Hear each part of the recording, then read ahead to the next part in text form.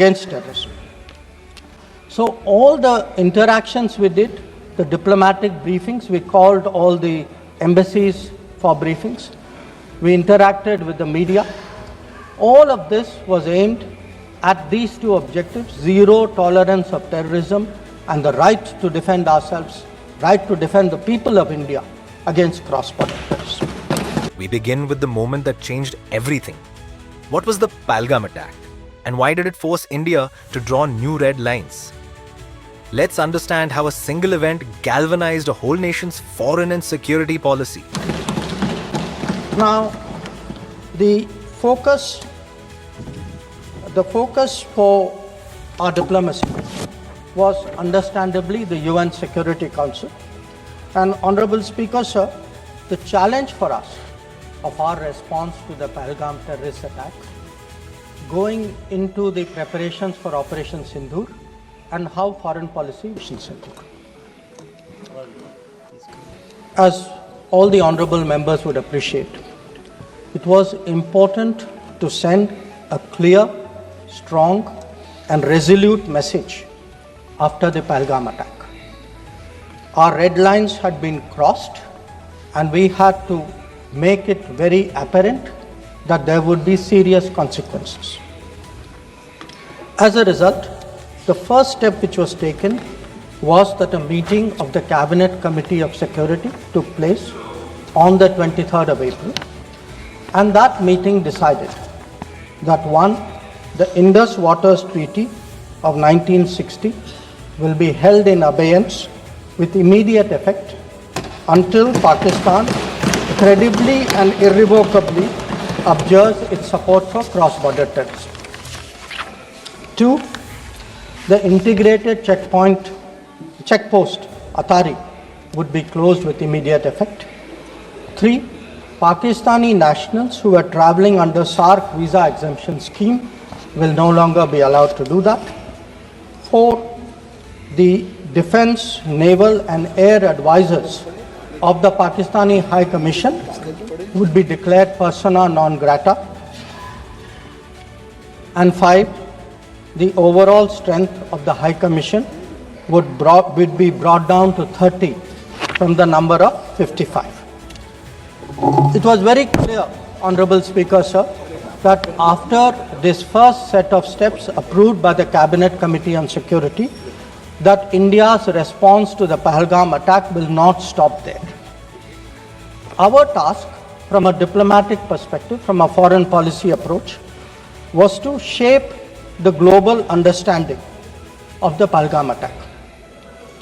What we tried to do was to bring out to the international community Pakistan's long-standing use of cross-border terrorism. We highlighted the history of terrorism in Pakistan and how this particular attack was meant to target the economy of Jammu and Kashmir and to sow communal discord among the people of India. Our messages were two: 1, zero tolerance of terrorism, and 2, the right to defend our people against terrorism. So all the interactions we did, the diplomatic briefings, we called all the embassies for briefings, we interacted with the media.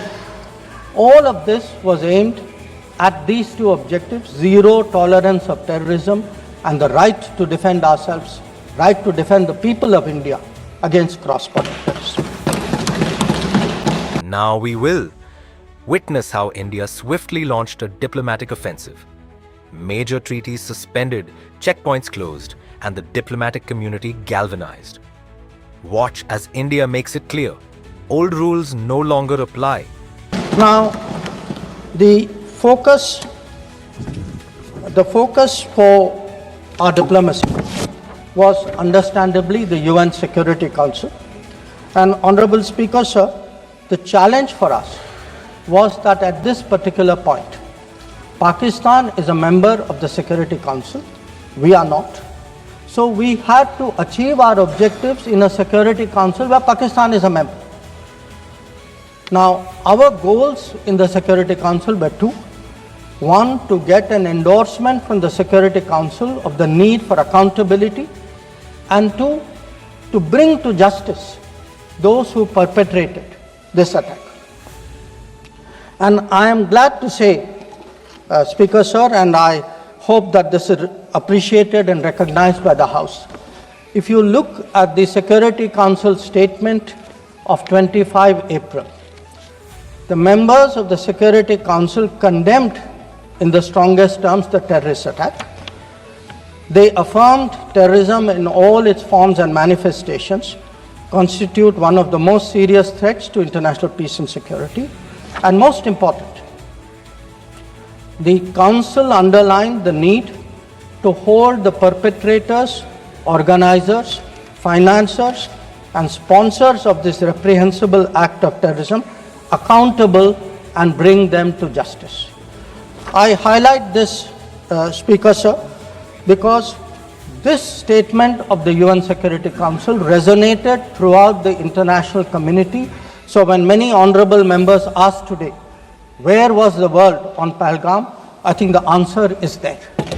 The answer is there in a Security Council statement which says hold them accountable, bring them to justice, and that is exactly what we did through Operation Sindoor.